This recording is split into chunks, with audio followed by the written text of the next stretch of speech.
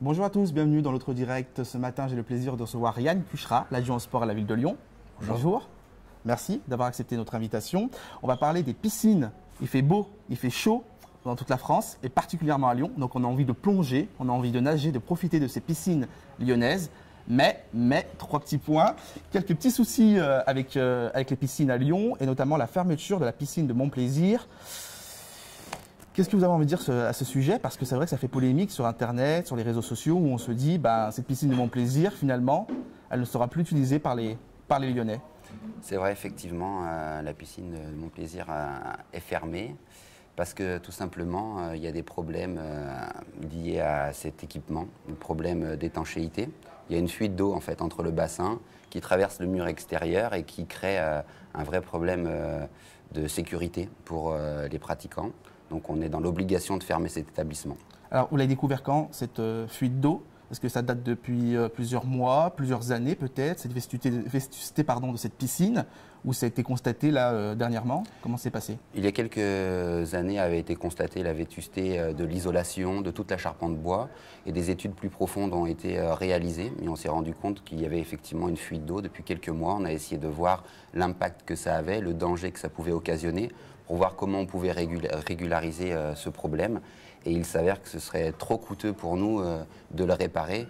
Pour une piscine, il faut bien le rappeler, qui est en fait une piscine construite par un établissement privé, la société Razurel à l'époque. En 1930. Dans les années 1930, effectivement, qui avait réalisé ces bassins pour les défilés de leurs maillots de bain à l'époque. Donc ce n'était pas un équipement qui était prévu pour une pratique sportive initiale. La ville de Lyon a récupéré l'établissement. En s'en est servi, c'est essentiellement la MJC Montplaisir qui l'utilisait jusqu'à maintenant. 550 jeunes qui profitaient de cette piscine. Il y avait 3000 entrées par Annuel, an. C'est ça. Voilà, 3000 entrées par an. Que vont devenir ces jeunes? Comment ils vont faire? Comment ils vont s'occuper?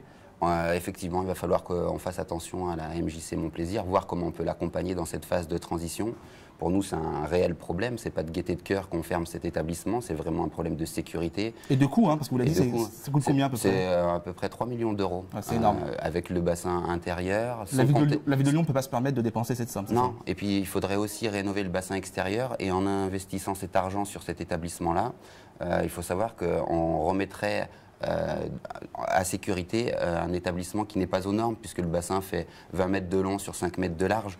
Donc ça serait mal utiliser l'argent public que de l'investir sur ce projet-là. Je crois qu'il faut plutôt réfléchir à une autre fonction de ce lieu et un autre projet sportif ou culturel pourrait voir le jour dans cet établissement. Alors aider cette MJC, qu'est-ce que vous allez faire? Leur donner un peu plus de subventions? Essayer de trouver d'autres activités périphériques en lien avec la ville de Lyon? Comment ça va se passer? On va les accompagner. Je n'ai pas eu l'occasion de les rencontrer pour l'instant, mais en tout cas, on va être à l'écoute de leurs problématiques. On ne peut pas effectivement laisser 550 enfants comme ça sur le bord de la route avec une MJC. Il va falloir les accompagner dans des nouvelles animations, des nouvelles activités qu'ils pourraient proposer. Donc on va être dans un échange régulier comme... En tout cas, moi, en tant qu'adjoint au sport, j'essaye de le faire avec un maximum d'associations. Alors, piscine, toujours, la piscine du Rhône, et ça fait jaser, cette piscine du Rhône, parce qu'il y a eu des modifications, il y a eu des travaux. Donc, c'est une belle piscine qui va ouvrir bientôt, à la fin du mois. Mais par contre, le prix, il va falloir débourser 8 € pour pouvoir accéder à cette piscine du Rhône. Yann Cuchera, oui, c'est vrai. Il faut être riche à Lyon pour pouvoir nager? Non, je ne crois pas, parce que le prix de 8 € est le prix maximal, mais c'est surtout un prix marginal. Si vous regardez bien, alors il faut déjà le resituer, c'est un équipement de qualité qui a été effectivement modifié, bon emplacement, bien implanté. On a voulu que ce soit répondre à la demande, c'est-à-dire que les utilisateurs souhaitent également d'autres activités quand ils vont dans les piscines. C'est pour ça qu'il y a des pentaglisses, c'est pour ça qu'il y a des nages à contre-courant, c'est pour ça qu'il y a des bains à bulles, il y a des animations aquatiques et terrestres qui sont gratuites, donc qui font que, comme c'est un équipement rénové, de meilleure qualité, un prix supplémentaire était nécessaire pour justement s'accorder avec l'investissement réalisé sur cet équipement-là. Sauf que c'est une piscine municipale, donc il y a quand même un côté service public, ce n'est pas une piscine privée. Vous étiez obligé de proposer ces tarifs à 8 €?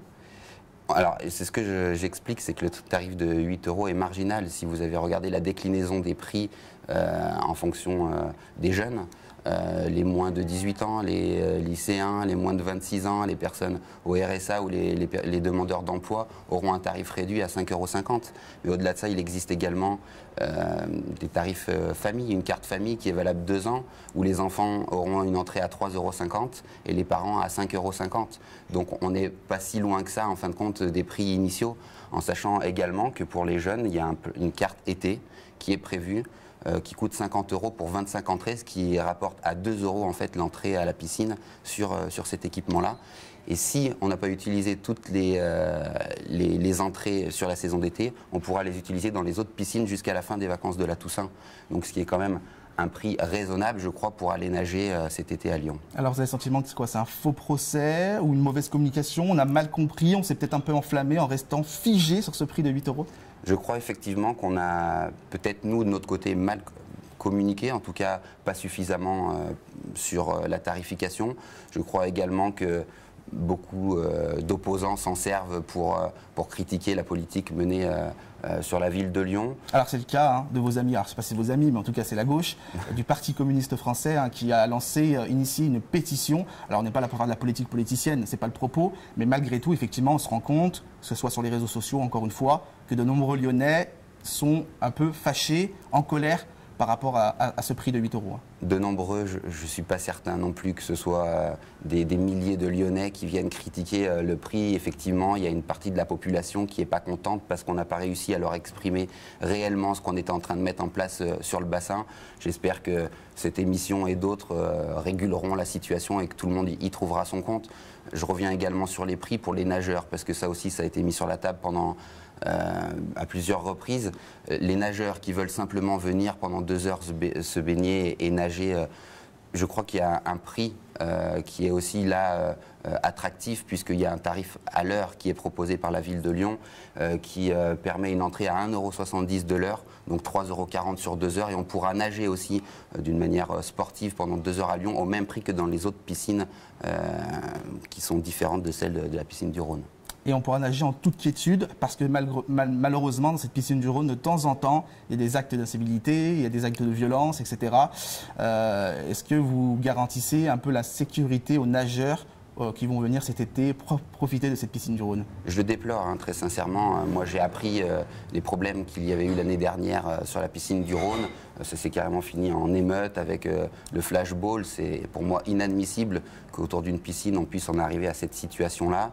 Le personnel de piscine a été réuni cette semaine pour préparer la saison d'été, qui est une saison difficile pour eux. Ils sont confrontés à beaucoup de problématiques. On essaye, dans un environnement sain, avec des gens de qualité, de faire en sorte que tous les utilisateurs s'y retrouvent quand ils iront se baigner. De manière générale, à Lyon, y a-t-il suffisamment de piscines? Y a-t-il un projet pour développer plus de piscines? En construire une nouvelle, par exemple? Je suis d'accord pour dire qu'il en faudrait toujours plus, mais on le fait avec nos moyens et c'est pas simple dans le contexte actuel que vous connaissez. C'est un milieu que je découvre, mais je me rends compte qu'on est vraiment contraint dans les dépenses et que tout doit être fait de manière raisonnée. Pour l'instant, je n'ai pas eu écho d'un autre projet piscine et il va falloir terminer le bassin nordique sur la piscine du Rhône. Il y aura la fin des travaux après la saison d'été pour que justement cette piscine du Rhône puisse être ouverte toute la saison. On essaye de créer le lien entre la saison d'hiver et la saison d'été pour pas qu'il y ait de trous dans l'utilisation qu'on fait de nos bassins. C'est pour ça que sur la piscine de Vèze, on a mis en place une terrasse qui va permettre de créer ce lien-là et de ne pas perdre de temps, parce qu'il faut savoir que le personnel des piscines d'hiver est le même qu'on utilise pour les piscines d'été, donc ça nécessite toujours un battement d'une dizaine de jours pour justement remettre les bassins en eau, pour faire des petits travaux et préparer cette saison d'été. Allez, on va parler d'un autre sujet, on va parler de l'Euro 2016, Georges Kepenekian, adjoint à la culture, si je ne me trompe pas, qui a été nommé vice-président du club des sites de l'Euro 2016. C'est pas vous, Yann Cucherat, qui s'occupait du sport à Lyon?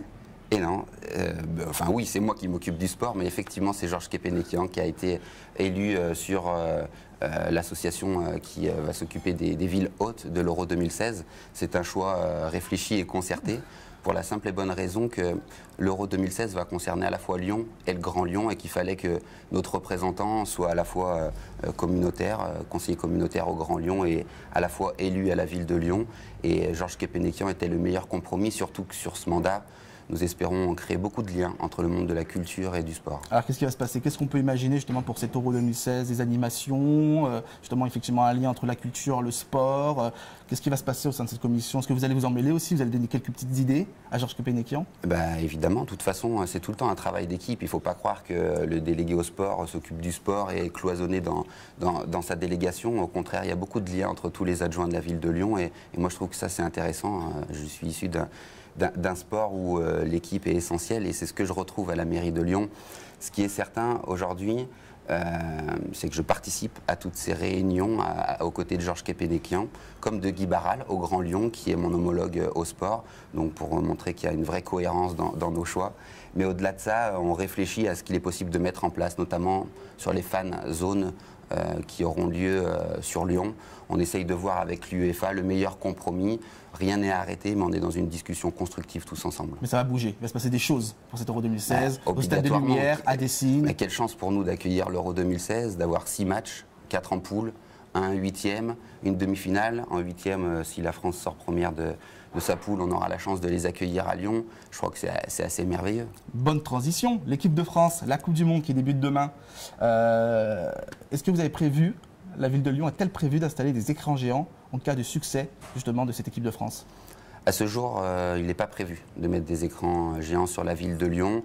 En fonction du parcours des Bleus, peut-être qu'on se repositionnera, mais actuellement, on ne s'est pas projeté. Je crois que dans ce contexte contraint, on est obligé d'être vigilant à toutes nos dépenses. Ça coûte cher, il faut le dire aux gens, effectivement, d'installer des écrans géants, il y a la sécurité, il y a l'aspect technique, etc. Ça coûte de l'argent. Ça coûte énormément d'argent, donc on doit le faire de manière raisonnée. Par contre, je comprends qu'en fonction du parcours des Bleus, les Lyonnais puissent être demandeurs, donc il faudra réétudier cette question. Donc on a envie de dire, comme tous les Français, allez les Bleus, on croit en vous, il faut gagner, et puis comme ça, si vous gagnez, il y aura peut-être un écran géant, place Bellecour. Effectivement. Et on fera la fête ensemble. En tout cas, les Lyonnais sont derrière les Bleus, c'est certain. Merci beaucoup, Yann Cuchera, d'avoir accepté notre invitation. Merci. Demain, vous aurez l'immense plaisir de retrouver un autre Lyonnais, André Manoukian, qui répondra aux questions de Florent Delidja. Bonne journée à tous.